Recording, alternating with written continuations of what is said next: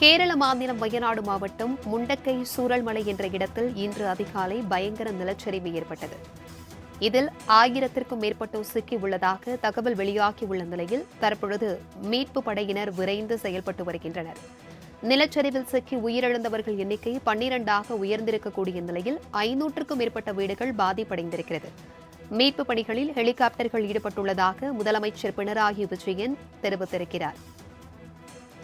இதுகுறித்தான கூடுதல் விவரங்களுடன் இணைகிறார் எமது செய்தியாளர் ஷெலினா. வணக்கம் ஷெலினா. நிலச்சரிவில் தற்பொழுது 500க்கும் மேற்பட்ட வீடுகள் பாதிப்படைந்திருக்கிறது.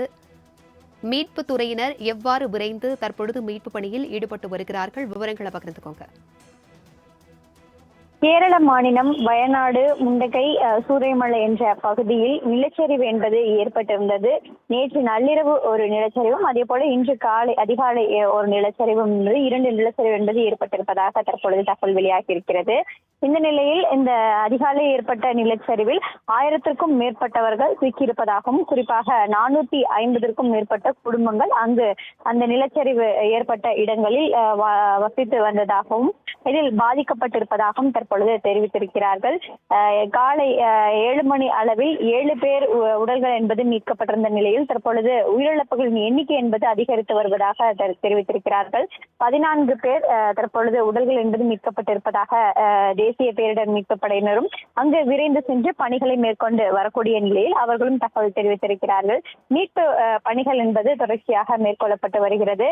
பேரிடர் மீட்பு பணியினர் இருக்கக்கூடிய அவர்களும் அதே போல தேசிய பேரிடர் மீட்பு படையினரும் தொடர்ச்சியான இந்த பணிகள் என்பது மேற்கொள்ளப்பட்டு வருகிறார்கள்.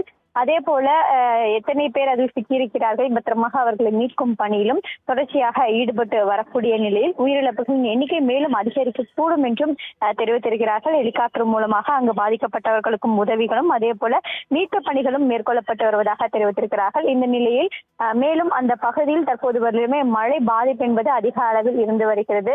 வெள்ள அபாய எச்சரிக்கையும் விடுக்கப்பட்டிருக்கிறது. அதே போல லேசான நிலச்சரிவு ஏற்படுவதற்காக பாதிப்பும் இருப்பதாக தெரிவித்திருக்கக்கூடிய நிலையில் பாதிக்கப்பட்டவர்களை மீட்கக்கூடிய பணிகளும் தற்பொழுது துரிதமாக நடைபெற்று வருகிறது. இருந்தாலும் கூட தற்போது வரையிலும் இதற்கான பணிகள் என்பது மேற்கொள்ளப்பட்டு வந்திருக்கிறார்கள். மேலும் உயிரிழப்புகளின் எண்ணிக்கை என்பது அதிகரிப்பதற்கான வாய்ப்பு இருக்கக்கூடும் என்று தெரிவித்திருக்கிறார்கள்.